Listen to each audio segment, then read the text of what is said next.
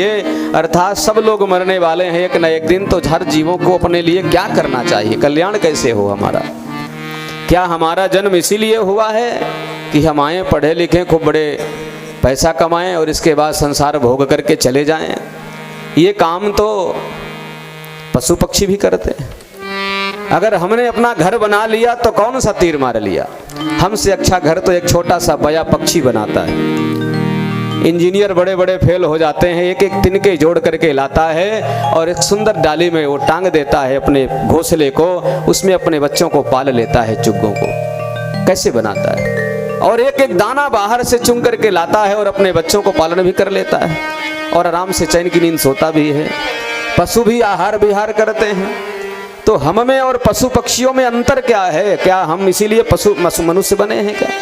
आहार निद्रा भयमैथुनञ्च समानमेतत् पशुभिर्नराणाम् धर्मो हि तेषामधिको प्रधाना धर्मेण हीना पशुभिः समाना।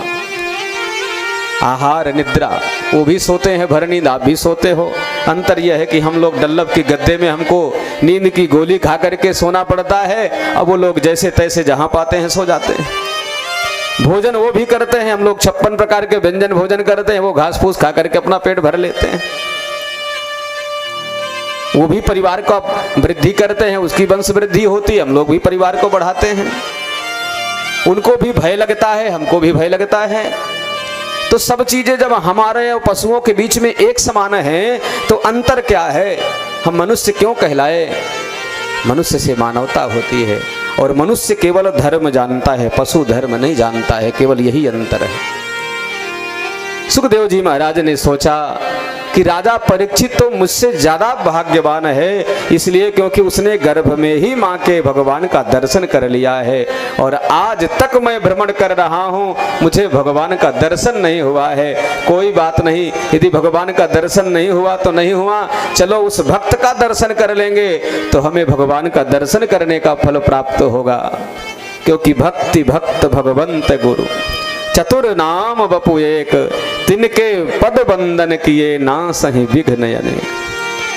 भक्ति भक्त भगवंत गुरु, ये चार लोग भगवान के ही स्वरूप माने जाते हैं। इसलिए हमें भगवान प्राप्त नहीं हो पा रहे हैं तो कोई बात नहीं, हम भक्ति के साथ भगवान को प्राप्त करेंगे।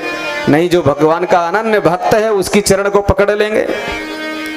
भगवंत गुरु, अगर गुरु है तो वो भी भगवान का ही स्वरूप है। गुरु हमें कर्णधारम, गुरु कर्णधारम, गुरु हमें पार लगा देगा, भगवान तक मिला देगा।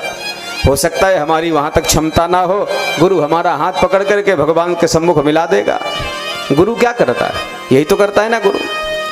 गुरु कान में मंत्र दिया करते हैं और मंत्र इसलिए देते हैं, वो भगवान से कहते हैं कि प्रभु इस जीव का कल्याण आपको करना है, मैंने इसका हाथ आपके हाथ में पकड़ा दिया है, अब इसकी बागडोर आपके हाथ में है, इसके ध्यान रखना।